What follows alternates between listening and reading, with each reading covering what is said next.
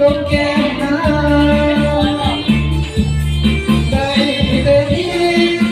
รำควรเพื่อลำพันโอ้เจ้าขวัญเจ้าสักงามงามทั้งน้ำใจน้องนั้นงามเหมือนเอื้อยน้ำบ่มีผิดได้แต่คิดว่าจะตัดสินใจสองน้องเอื้อยสร้างงานมาคู่กันไปถ้าเอื้อยใหญ่อย่านางล้นผู้โสภาโอ้ใจ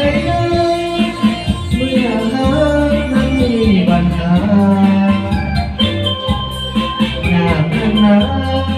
ก็สองคนนั้นงามเหมือนกัน